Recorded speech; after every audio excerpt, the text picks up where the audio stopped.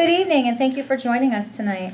I'd like to have somebody move action 1.02 to approve the agenda. Move it. Second. All those in favor? Aye. Aye. Opposed? Abstaining? Passes 5-0-0. In the event of emergency this evening and we have to evacuate the building, we can move out either of our doors here in the boardroom, go out the nearest exit, move as far away from the building as possible. Would you please join me for the Pledge of Allegiance?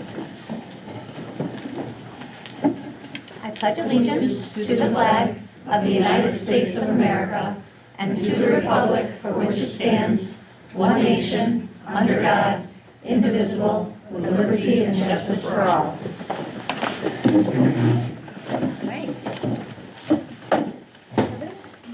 All right, we don't have anybody signed up for our public forum, so if we can move on to action 1.06 to approve the December 9th regular meeting minutes. Move it. Second. Wait, was that Lori? Yep. Yeah. And Fallon? Yep. Okay, all those in favor? Aye. Opposed? Abstaining? Passes 5-0-0. Action 1.07 to approve the December 9th budget workshop minutes. Move it. Second. All those in favor? Aye. Aye. Opposed? Abstaining? Passes 5-0-0. Right, for our upcoming January, we have a few meetings and a few concerts coming up. So on the 15th, we have the Lanigan Volney concerts. Our All-County Secondary Band Festival is on the 16th. We have a health and safety facility meeting that will be on the 20th virtual. Look at Me 3 program will be at 9 o'clock at Fairgrave on the 21st. We did get a new flyer brochure for the board members. You guys can take a chance to just take a peek at that. Our policy meeting will be virtual on the 21st. A lot going on the 21st. We also have another concert for Granby and Fairgrave for their winter. And another Look at Me workshop at Fairgrave on the 22nd. Don't forget that prior to our meeting on the 27th at 5 o'clock, we have our budget workshop. And then on the 30th, we have junior high area all-state, and then another regular board meeting on February 10th. Now keep in mind that lobby day for NYSBA is on the 11th. That is in Albany. However, we are working with our Congress people here, Mr. Chris Ryan and Will Barkley, hoping to set something up local for us here for the Fulton City School District. Once Mr. Capani or Mr. Lawrence know more with the date, we will get that out, and that will be good for us to be able to meet to do our individual needs for our school district. So, but yes, you can still do lobby day if anyone is interested in doing that as well. And with that said, we'll just move on to the superintendent's report. All right, thank you. So we have a couple of things on the agenda for this evening. The first one is our review of our DASA process. So obviously a few of our board members went to an event early in December that was hosted by the Oswego County School Boards Association, focused on DASA and what DASA looks like in our school districts, or what it should look like in our school districts. So that prompted us to have some conversations as well to re-review our processes. I think what the group is going to share is we're in a really good place as far as our processes go. And it aligns very well with what was shared with the board that evening. But valuable information that we thought it was good for our entire board and community to hear about. So I'm going to turn things over to Mrs. Hendrickson. Thank you. I'd like to welcome Tammy Sheldon, our Director of Student Support Services, Danielle Quinn, our School Home Liaison at the Junior High, and Erica Coffey, at Fairgrave Elementary. And like Mr. Lawrence just said, they're going to provide an overview of how our district prevents, reports, and responds to DASA concerns. They're going to give a system-level overview, focusing on prevention, consistency, and compliance. Thank you for having us this evening. Before we get into exactly what DASA is, some of the background information or our processes, I really wanted to highlight that a lot of the work that we do around DASA relates back to the Strategic Coherence Plan, where DASA is directly connected to the climate and the culture in our buildings.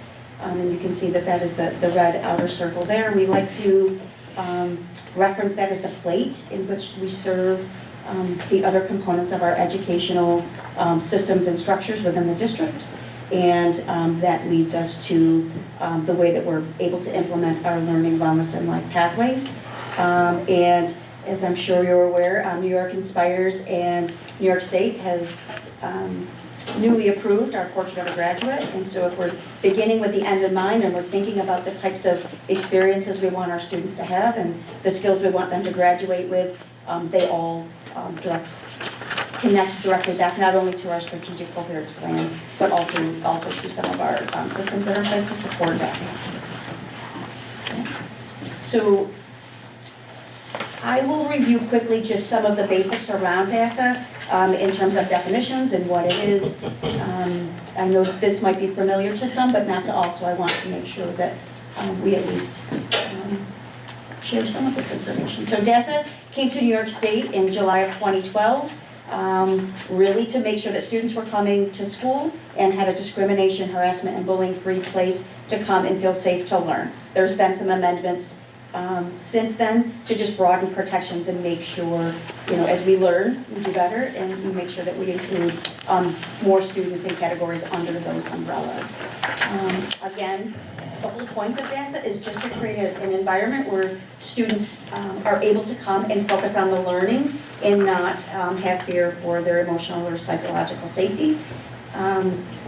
In more recent years, although DASA stands for the Dignity for All Students Act, we're really pushing on using that word dignity in making sure that as we're talking to students and families and our community about this, that's what it focuses on, that all humans have inherent worth regardless of where they're coming from and what characteristics they might have. We want everyone to feel as though they have a place in our schools. Again, some definitions, very wordy. I won't read all of this. I just wanted to highlight that one of the primary characteristics that qualifies something as harassment, bullying, or cyberbullying involves that creation of a hostile environment through the use of threats, intimidation, or abuse. And then again, that sort of is delineated by these 3 additional pieces of information. Those threats, intimidation, or abuse need to interfere with a student's educational performance or their ability to access their education. It needs to impact their emotional or their physical well-being. It needs to cause or reasonably cause a student to either, unfortunately, possibly be injured or to fear that they could. So like threats of physical harm would be a qualifying factor. And then the incident needs to either happen on school property or as part of a school function. So athletics events, class trips, things like that that are school sponsored events, those all count as happening on school property. Or if they happen off school property, but could impact the school day, disruption, or cause somebody to fear attending school, that would also fall under DASA as well. So you'll notice that some of the words are highlighted in red and then some in blue. We did this when we did some training with our administrative staff and our DASA coordinators over the summer. We highlighted the words in red is sort of the threshold to meet those categories that are outlined in blue. So that's our measure. It has to unreasonably and sustainably, which are not clearly defined necessarily by New York State, interfere with a student's ability to access their learning, or reasonably cause someone to fear for their safety, or it could foreseeably impact school. Here's a clearer definition, more thorough definition of hostile environment, and that really is just the student feeling distress, feeling unsafe, and that it disrupts their access to education. In the Fulton City School District, our staff, when they are documenting behaviors, use something that we call the major minor guide, and that really outlines specifically the components of each behavior. So if they're writing, say, a discipline referral, if they're looking at the major minor guide for bullying and or harassment, sometimes it's tricky to differentiate between the two. So in the major minor guide, we would notice under bullying that we're looking to see if there's an imbalance of power. That could lead us to categorize something as bullying. It can be repeated, doesn't necessarily have to be. It tends to be intentional. And the intent, if you're following the column under bullying down, usually the intent of an act of bullying or a bully act is meant to embarrass somebody, exclude them, and sometimes examples might look like social media posts that are meant to isolate someone or embarrass them. Under the category of harassment, so bullying is considered a form of harassment, so harassment is the larger umbrella. There is typically intent behind harassment, but it's also related to something called protected categories or classes. There are 11 of those, and we'll show you those in just a minute. Those tend to be physical or other characteristics, cultural, social, religion-based type characteristics that somebody aligns with or possesses. And those acts of harassment tend to be sort of similar to bullying, but generally focused on one of those protected classes. So maybe the social media post is focused on somebody's gender or sexual orientation or their religion. Okay, and here is New York State outlines those 11 protected classes there on the left, and then they throw in an other category, and lots of times that could include somebody, their socioeconomic status, what they have, what they don't have, how tall or short they are, really anything that could cause someone to feel targeted based on a characteristic that they possess could be considered a protected class. Okay. New York State and the Dignity Act tells schools that we must develop policies, have prevention strategies, including SEL instruction, provide training to staff, have a common form, investigate all reports, and we'll talk, that'll be our next step here in a minute. Respond to material incidents in a particular way, and then report material incidents to New York State through our school safety portal.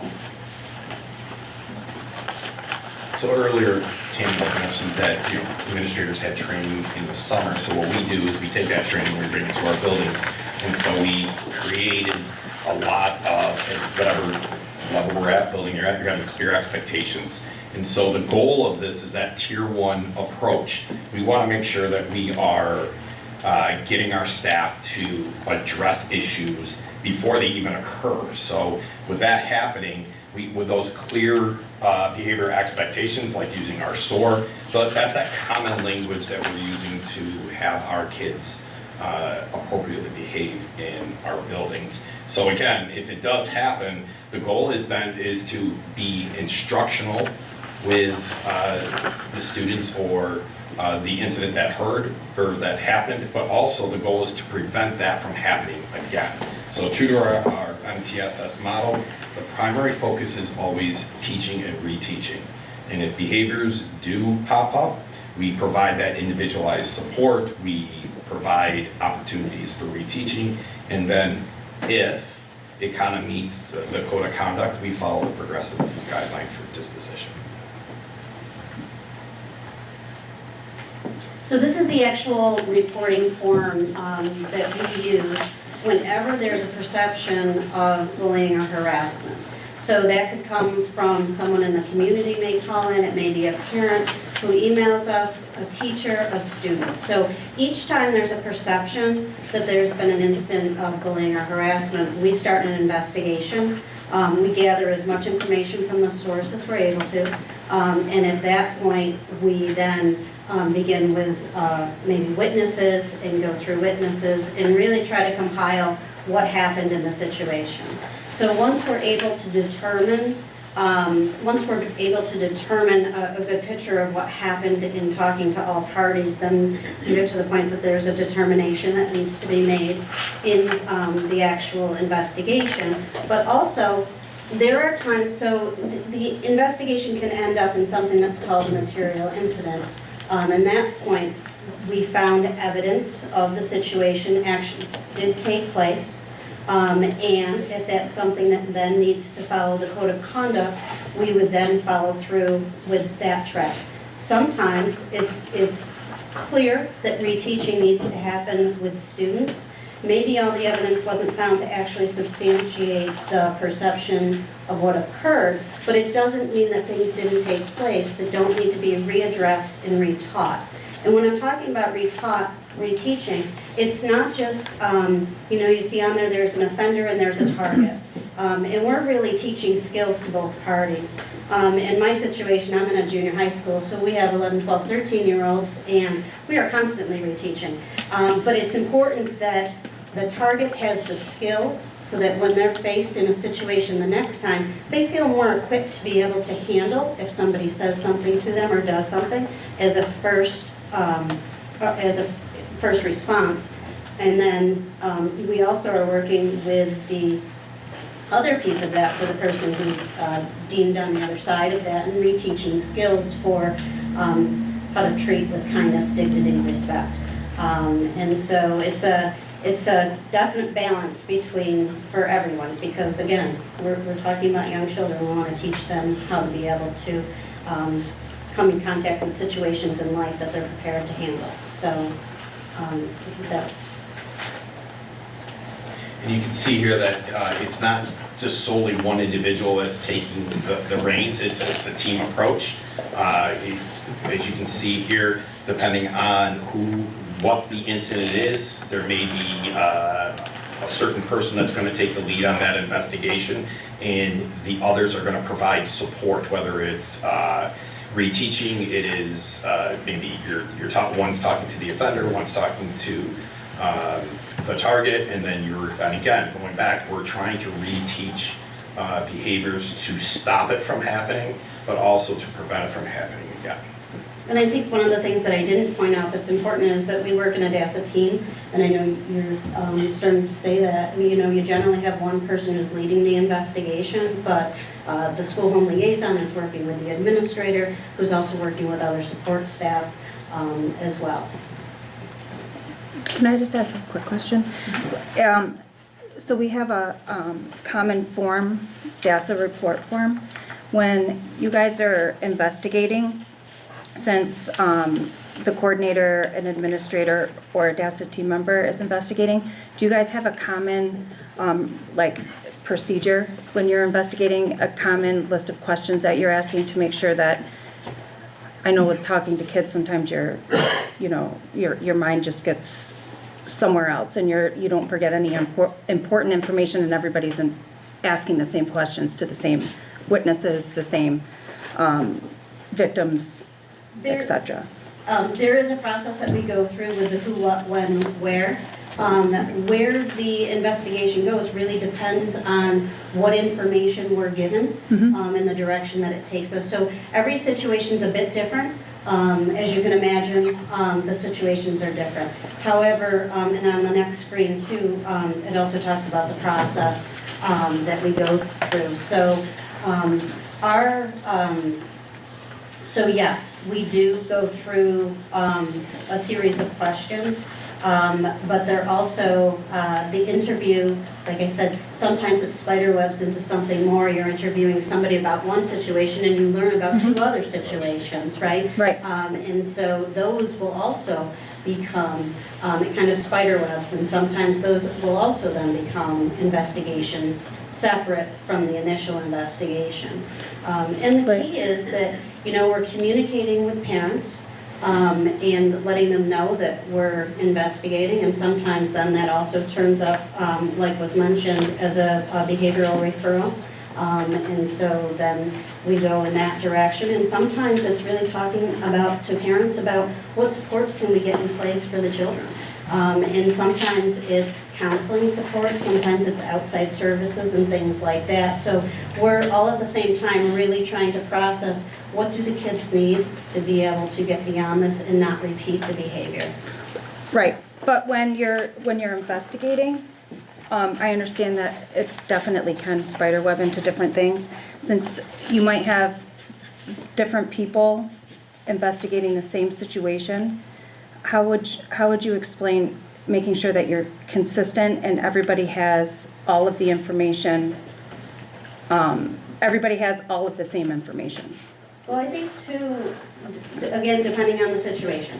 If it's a large group of students that we're interviewing, that's the point that sometimes it's different people that are interviewing. But generally, we're meeting ahead of time to have a discussion about what that's going to look like. And I know that Eric and I worked pretty closely in the years that he was the principal at the junior high. But it's really whoever's involved, we're communicating where we're going, who's meeting with who, what we're looking to determine. And so at that point, yes, we're already doing some pre-gaming, I guess, before we dive So- into. So there's no set list of questions, I guess I'm just like You mean looking for formalized questions consistent. to ask after Yeah, certain just to make sure that situations. everybody, so you don't miss any questions, and once you dismiss a student from being interviewed, making sure that you have all the information you need from that student before you let them out into the general public where they're just gonna talk about it. So as Danielle mentioned, the who, what, when, where, who was there, who heard that, who else saw that? Right. You know, who can kind of back up what you're saying, but lots of times we're also circling back, because if by the time you get to the third person, they say, oh, and so also. Ooh, so now we're strategizing and saying, okay, we need to go back and talk to the other two and ask them this specific question to see if it leads us to any different information, and then we need to make sure that we're addressing that in the additional interviews as well. So sometimes, to Danielle's point, they do things ebb and flow and grow and sort of take on life on their own, but we're really looking to answer those WH questions. We don't know what questions to ask until students provide us information, except to find out what happened from your perspective, who was there, who would you hear, would you see, from it, who else should we talk to? As part of the DASSA coordinator training, those are some of the strategies that they teach. And I believe Roseanne gave your training, she also teaches our coordinators for the most part. So those are some of the strategies. We try not to have a strict list of questions, because that could be prohibitive in terms of getting to the information that we're Yeah, trying to not get. like a strict list, I guess, just to make sure that everybody has the same information, and how you make sure that Danielle has the same information, if it does spider web. So Do you know that- what I mean? They do the Like- pregame, but then they're also connecting at different points and calling each other and then coming back together in between interviews and making sure it's just constant collaboration. it's- And this could take days, I'm sorry. Yeah, no. Oh, it does take days. We touch. Yeah, absolutely, it can, We reflect on what investigations that we have during that, so if it's a large setting that does spider web, we do come back and coordinate and say, hey, this is what we found, what did you find? And then the next steps determined after that. So it isn't like one and done, and then we're just kind of filing it. It comes back to, reflect on that. on And what you the might investigation- re-interview same Yeah. students. Absolutely. Oh, Yeah. yeah. Yeah, Definitely. and you had, I want to make sure that I answer your question, but one of the things that you also said, you make sure you've got everything before they go back and talk to each other. Well, there's sometimes, we're also very strategically splitting the kids up. I'm going to call this student to my office, you're going to go down there and get that student and bring them to your office, so we're able to have that fresh interview before there's always going to be that interaction. It's certainly nicer without telephones. Yes, it is. So that has made a Yeah. huge difference in our schools as well. So we do try to think ahead on those things and really just make sure that we're communicating between the team and then communicating back out with the administration and, with parents. Sometimes we will ask students directly, hey, try not to discuss this with any of your friends or your peers, go home and talk to whoever's there. Whether they do that or not, we're not sure, but we like to think that sometimes that helps us control some of the narrative. And in the same way, sometimes we have students who are concerned with, hey, I don't really want to talk to you, and you don't have to acknowledge that you've come to my office and talked to me. I'm not going to acknowledge to any Right. student that I've spoken to you. It helps, I think, students also feel more comfortable in sharing and getting the help they need when they know that it's not going to be broadcast back to students. So really, we're continuing to build relationships with kids every day, and even through this process, it's helping kids to recognize that we're going to address things that need to be addressed, but we're also going to support their learning when they're heading down the wrong track. We're going to be there. We're the coaches. We're the people to support to bring them back on track. Thank you. So throughout the course of the investigation process, we have the response, and the response kind of falls into 3 different categories. An allegation that was determined unfounded, and then you can kind of see the steps that we take in that section where we're continuing with tier 1 practices, the reteaching piece, the coaching piece, and again, trying to not have this happen again, and then to consider and address if it's bullying or not. If there is an allegation that is substantiated but is not a material incident, it's all of part of that first column, the continuing of tier 1 practices, the coaching, the reteaching, and the prevention into a possible, the code of conduct if it's appropriate. And then we are targeting, and what I mean by targeting, we're giving individualized reteaching and instructions to whether it's the offender or the target. And helping out with other action steps such as, again, we're stopping the behavior, we're trying to eliminate that hostile environment and, again, prevent from it reoccurring again. And, Go ahead. I'm sorry. No, go ahead. And the other thing I wouldn't forget to mention too is the follow-up piece to this as well, is that we are continually following up with kids. And how did it go? How's it going now? Are you having any other issues? You know, you see a student in the hallway and you can do a thumbs up and they do a thumbs up back. So it's, or calling them in and having, you know, just a serious conversation about, you know, we talked about some serious things last week. How did it work out? Did the things we do help? If not, then we start the process all over again and put other things in place. We always tell kids that unless you share with us that something's continuing, we won't know that what we did before didn't work. So we're continually looking for their feedback, and we also tell them if you're not comfortable coming in to share with us, please go home and let your parents know so that they can call back and communicate with us. So looking ahead to some of the things that we're thinking about now and some next steps that we want to be thoughtful about, we're going to continue trying to find ways to strengthen our tier 1 commitment through social emotional instruction, teaching and reteaching, targeted teaching around DASA and bullying type behaviors specifically for staff and for students. We're working, especially with our administrative and our student support staff, to ensure that the things that are working really well with our DASA teams are replicated across the district. We want to be consistent and we want to calibrate our practices and have similar levels of responses.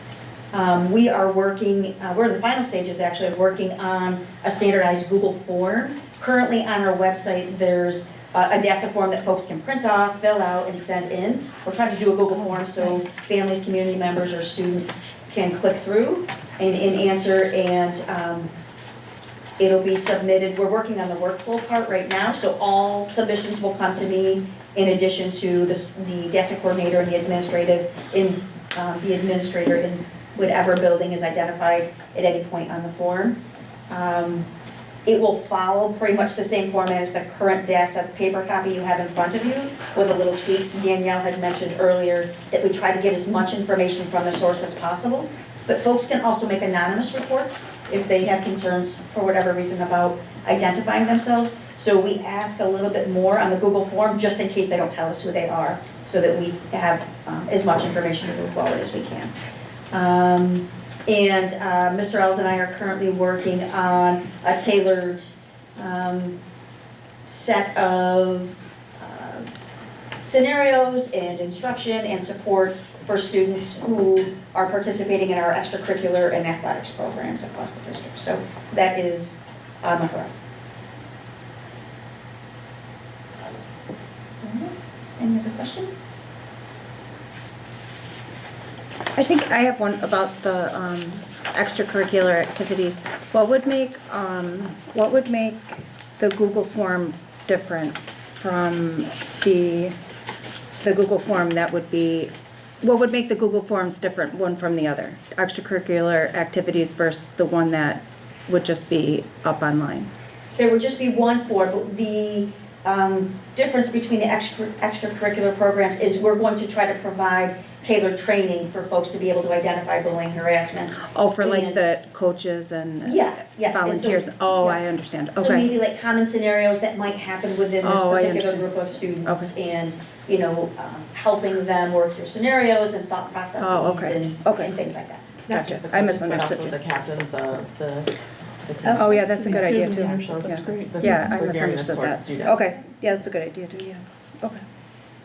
Just off the top of that, I'm sure you get a lot of DASA complaints. Hopefully, most of them are unfounded. But, in a typical year, what are you looking at? Like, what do you typically see as far as numbers of DASA complaints? So I mostly see the material incident numbers. We are working to tweak our system so that we can compare how many we're investigating versus how many are material incidents. Hundreds? Yeah, our investigations, so the perception, we have many, many investigations. Not all of them turn out to be, much fewer turn out to be actual material incidents. But again, just because something's not a material incident, doesn't mean that something didn't happen. Right, And we right. still need to attend to it. So, Is there a follow-up process for that?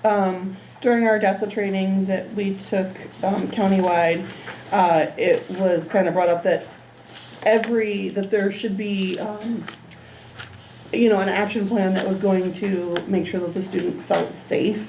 What's the follow-up process look like? so some of that's right in the conversation of the initial investigation and things that we do, like I said earlier. If ever is in a situation where you're not feeling comfortable or safe, or any of this feels like it's repeating itself, please come in and let us know, talk with us so that we know what we put in place didn't work, or talk, to home.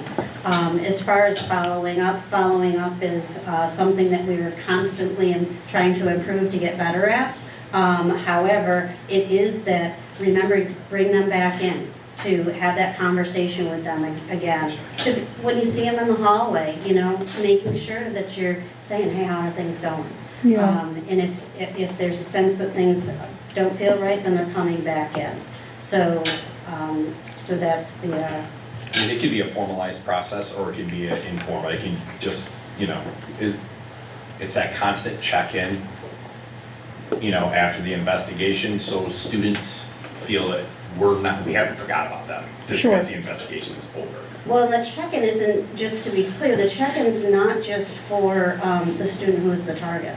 The check-in's also for the offender, because that's an Yes. important That's piece the of other this part, as well. So sometimes that check-in is formal, like a re-entry back into the building, or, after a suspension or something like that. Or maybe the check-in is during the formal reteaching that's taking place. It can look many different ways. And this would be ongoing throughout the year? You wouldn't just be like, oh, okay, we're at month 3, everything must be good now? You would continue this throughout the year, Yes. if needed? If needed, absolutely. Okay. Oh, and, right, it's, It doesn't the really door matter. is open. It's that kind of Right, and as things, anytime that we're connecting with kids, it's, how's it going? I know we talked about this before, are you having any issues with that again? So, sometimes it's informal and sometimes it's formal. Okay. The feedback from the kids, what does it look like? Because basing off like our student surveys, we had overwhelming numbers, like 91% saying they felt safe, they felt like they belonged in our schools. So to hear that we have, a number of complaints, what is their feedback? Are they feeling better? Are they still feeling safe? Because according to our data, we have, Seems like they are. we have a very high number that feel like they belong and they feel safe. And speaking of my building, I hope that is the Sure. case. I mean, we work double time Yeah. to get there. So our goal is that everybody who's in our building feels safe and comfortable about being there. And if they don't, then they feel safe to come to somebody to let them know so that we can fix that.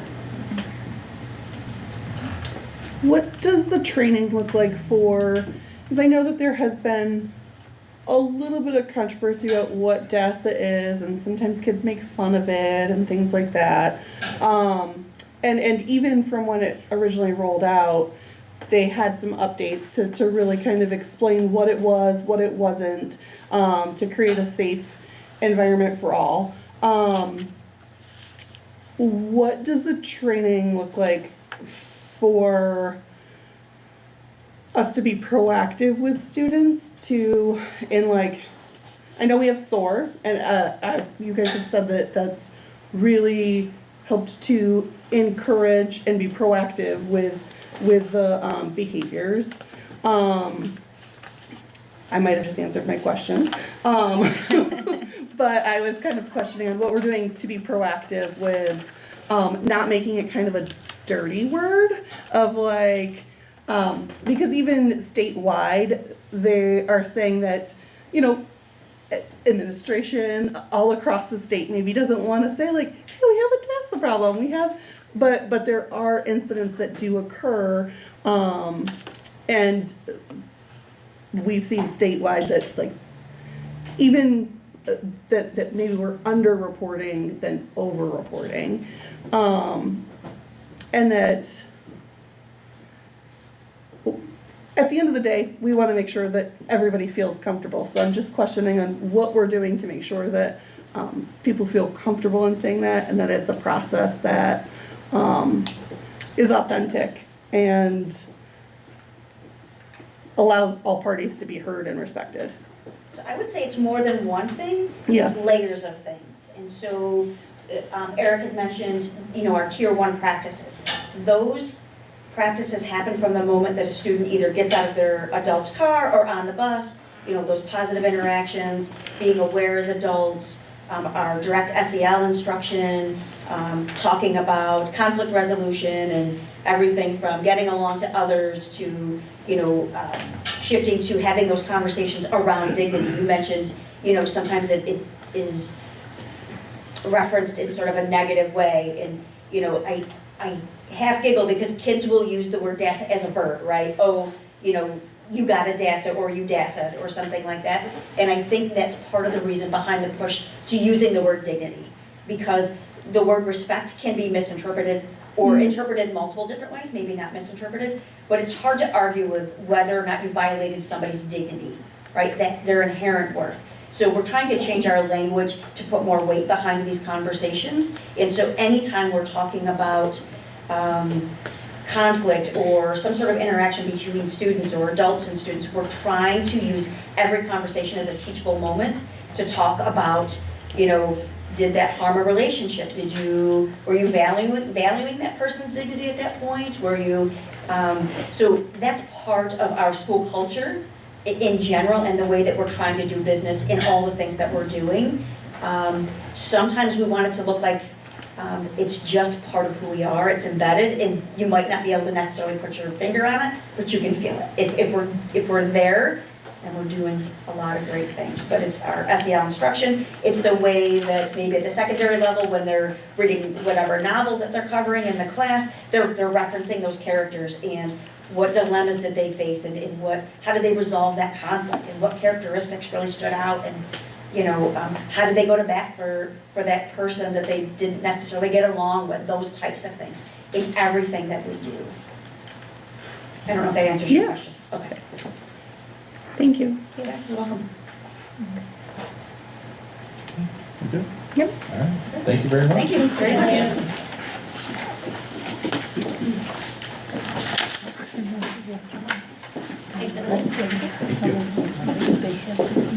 All right, so next up, we have another presentation. We have a capital project update. So Mike James from King & King Architects is here, as well as Matt Herbert from Chase Construction, or Construction Management Company. They're going to give us a update on where we are currently with our projects and maybe a little bit where we're going next. So, Absolutely. yeah. Thank you everyone for having us tonight. My name is Matthew Herbert, again, with Chase Construction, and this is Mike James with King & King. So yeah, we're going to go over some of the phases that have started construction and some of the phases that are currently, out to bid or finishing bid and getting under that. Go to the first slide. This is just a breakdown of all of the phases. Phase 1 is substantially completed. Phase 2 is in construction. Phase 3 is in construction. Phase 4 is actually going to be, it's on your agenda to be approved, the contractors that were the bidders the other day. And Phase 5 is getting under construction. Again, phase one, just a recap and overview of what the work is, with some final photos of the gym and the work at Fairgrave for the stairs and the entry. Again, this project, or this phase, is substantially completed at this time. Can I ask, do we ask questions about the phases as you go along, or do you want to wait to the end? Okay. Was it part of the gym, the wall, to have the alma mater put back up? So was that a part of the banners? Was part of the painting of the They gym? were banners originally, though. The banner painting on it, so that had It wasn't a nothing? request. If it was a banner that existed originally, the district took possession of those, cleaned them, I think. That's what I was and gonna put everything say. back up. Okay. But it wasn't anything to be painted on the wall. And what were the gym doors, what were the doors that were replaced? I don't remember. I believe just about all of the doors around the perimeter of the gym have been replaced. What was there had already been replaced once, and the quality wasn't what it should have been. So what is there now are all hollow metal doors painted to look like wood. Oh, that's right, I think I remember you talking about that. Yeah. Okay. So, you might not recognize them right away, but they're far more durable than what we took out. Thank you. Hopefully they'll last a while. Yeah. For phase two, we've continued picking at items that we can get done during the school year, coordinating with the facilities director and each of the principals in the buildings. Over the summer, we completed a lot of paving and site work at Granby. We completed a little bit of abatement at Fairgrave in preparation for the summer's work. The boiler at Granby is up and running, so that's a huge win. And we're continuing to work for the showers and the shower tower replacements at Granby as well. We're also continuing to plan for our summer construction. Again, as I noted with Fairgrave's abatement, we're also going to be trying to get some abatement work done at other buildings so that we can open up our construction for the summer, as there's a lot to complete. And I'll remind the board that the boiler was not originally part of the scope. We had a boiler fail, and with the help from the district and Corey, we were able to squeeze that into the project, so that is very critical. Phase three, as you remember, this was mostly redoing of the softball and baseball fields behind the athletic center. And Davis Walbridge, the site contractor, has just really put in a ton of work. They look great out there. They've gotten almost all the drainage complete. They've sodded, they've seeded, they've relaid out the fields, and even gotten fence posts done. They really came in and just put in a ton of work. They're very far ahead of what we had expected at this point, and they look beautiful out there. So that is a huge win here. And the rest of phase three is mostly taking place at the junior high and at the actual concession stand building. We're working to plan the work at the junior high because it does involve some structural steel work that we need to coordinate heavily with the principals and Corey's team. You'll notice in the lower left photo, the infield grass is there, and then the coach's box is also boxed out. And that's fantastic. It means it's going to be in place for the spring growing season.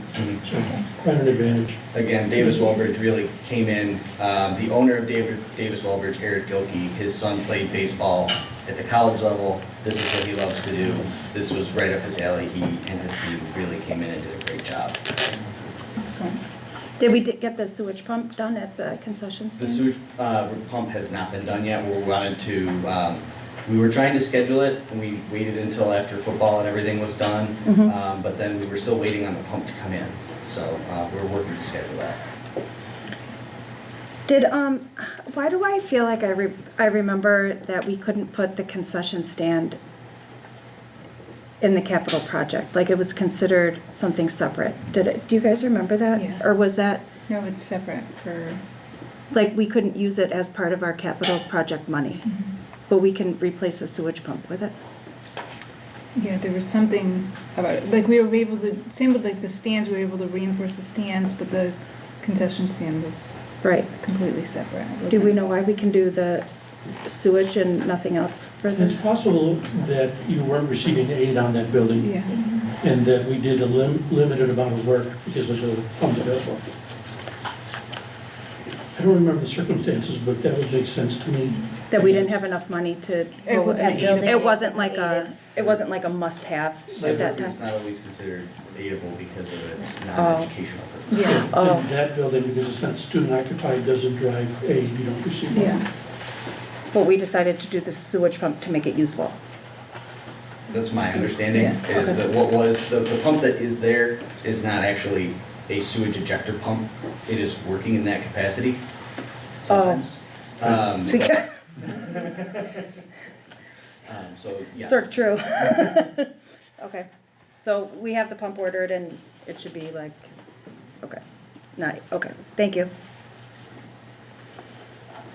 Phase 4, this is actually what's coming before you guys today. We just bid it. The low bidders are noted at the top there. And we've included some pictures from Architects on the playground that is going to be going in over at Valmy. I know that that's exciting work that has been talked about for a long time, and that playground has needed an upgrade for quite a while. So very exciting things are happening over there, and this work looks to happen in the spring if we can tackle any of it before school ends, but mostly in the summer. The design team, project team met with Mrs. Stoddard a number of times to help fine tune the equipment selections. Because of the way the bids turned out last week, we actually chose to add a half basketball court and make some changes to their kickball area. So it's very exciting. And one other thing that we chose to do after talking to Liz is that we pulled some of the equipment away from the front of the building and the access road into the building, just for student safety and for oversight of the teachers who are, it's a lot of area out there to cover. So we tried to condense that a little bit. I think she's really pleased with That's good. what's coming. Yeah. Phase 5, a lot less exciting, but very much needed, is a new boiler for this building.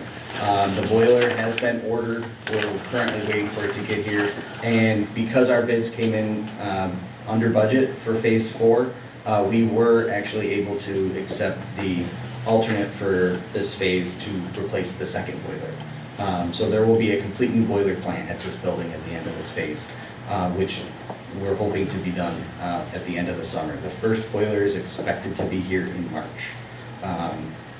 They're big pieces of equipment that take quite a while to fabricate, so both boilers should be here about the same time, but we're gonna try and get one replaced, up and running, totally cut over, and then start replacing the second one. The contractor generously offered to hold that cost a little bit longer than they really had to legally.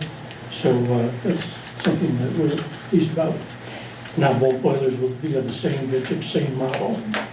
And this entire phase was not expected to be a part of this capital project, so this is a huge win for, I know Corey is very excited about getting this boiler.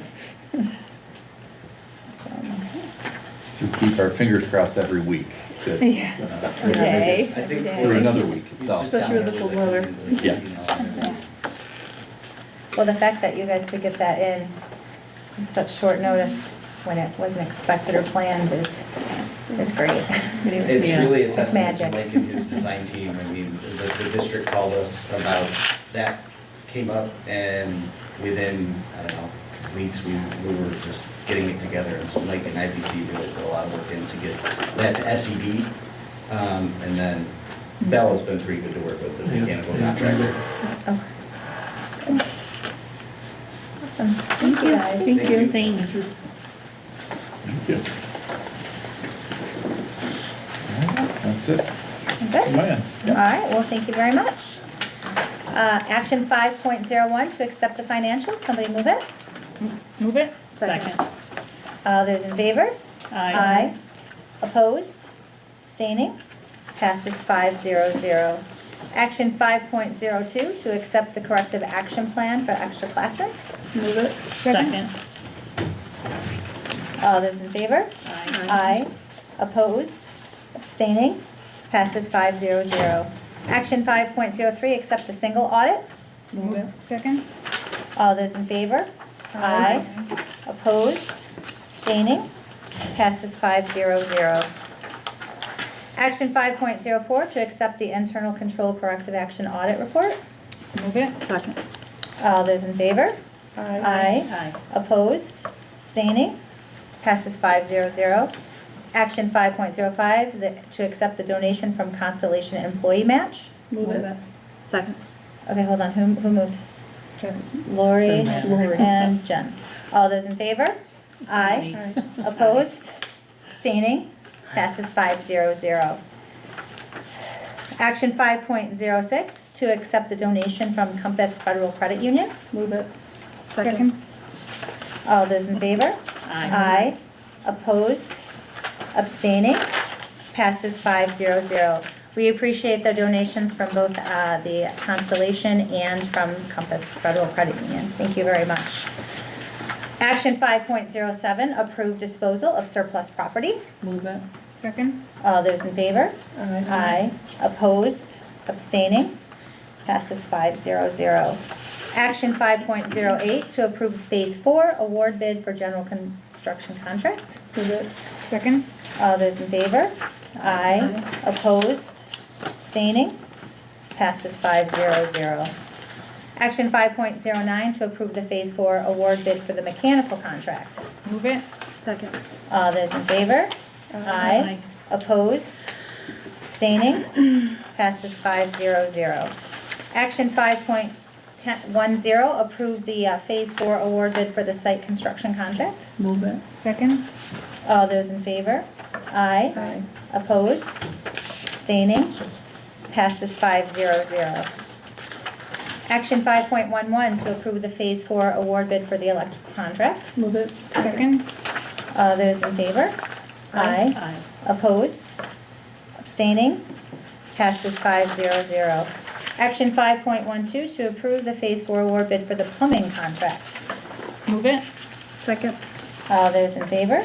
Aye. Opposed? Abstaining? Passes 500. Action 6.01, to approve a committee on special education. Move it. Second. All those in favor? Aye. Opposed? Abstaining? Passes 500. Action 6.02, to approve the 2025-2026 district safety plan. Move it. Second. All those in favor? Aye. Opposed? Abstaining? Passes 500. Action 6.03 is to approve the sale of the district property. Move it. Second. Are there any questions or discussion? All those in favor? Aye. Aye. Opposed? Abstaining? Passes 500. Action 6.04 is to approve the disposal of the unused ballots. Move it. Second. All those in favor? Aye. Aye. Opposed? Abstaining? Passes 500. Action 6.05 is to appoint the impartial hearing officer. Move it. Second. All those in favor? Aye. Aye. Opposed? Abstaining? Passes 500.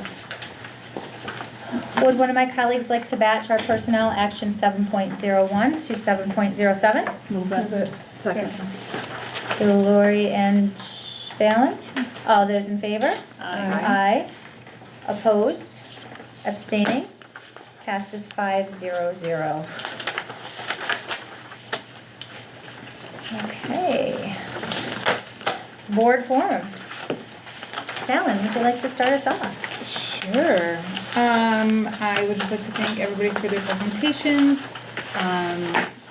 We're doing a lot of great work with DASA.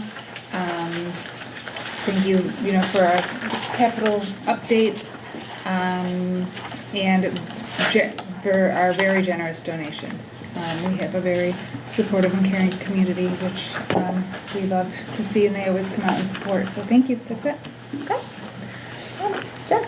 I agree. I'm very thankful for the donations and thank you for the updates for the capital improvement projects. And it's good to see that our buildings are gonna be heated and very busy. Some of them. We're still working on that again. And thank you to the administrators and that came in and talked about the DASA and that do so and, you know, care about those kids every day. And, you know, we could talk about, you know, just acronyms and everything, but it's great that they are following up and truly want to make sure that every child feels safe to come to school. So. True. Very good. Jen? Thank you, everybody, for the information provided tonight. Everybody still out there? And it's always good to hear that we're becoming more consistent, and Yes. that is part of feeling safe. I believe a very big part of it. So thank you for the information and all the updates for the capital project. It's always exciting and making our buildings and facilities better. All right. Lori? Well, same thing as my colleagues said. And thank you, you guys work tirelessly, and I always want to make sure I thank you guys because you put a lot of work into a lot of stuff. Thanks to the capital improvement and DASA. I know, and I like how we're aligned with everything. Our district, we're on the ball, okay? And thank you, Doug, for everything you do. But I also want to thank, I want to mention Jonah Haley, our life-saving award for the student that saw another student in distress, was choking. He went over, did the Heimlich, and congratulations, Jonah, if you're listening. And I think a lot of adults would have been a little like, well, what did I do? And he stepped right up to the plate. So good job, Jonah. Thank you. Thank you. Well, welcome back, everybody. Hope you all had a well-rested holiday season, and Happy New Year. I know budget season's going to be starting very soon, and we kind of already had a meeting back in December. And I would say I'm looking forward to, but not looking forward to what's coming down the pike, and hopefully we'll be able to have our programs and all the good things we do here in Fulton continue, and it'll be good to see where we're going from there. Everybody has pretty much thanked everybody, so we're just going to go with that. And we're going to go ahead and move on to see if anyone is interested in speaking in our second public forum. Okay. So we're going to then move on to action 803, which is our executive session. Mr. Lawrence has asked that we enter executive session for the purpose of student disciplinary appeal and to discuss matters pertaining to the appointment, employment, promotion, demotion, discipline, suspension, and dismissal or removal of a particular person. May I have somebody move action 8.03? Move it. Second. All those in favor? Aye. Opposed? Abstaining? Passes 500. Thank you for joining us this evening. We will be back out shortly.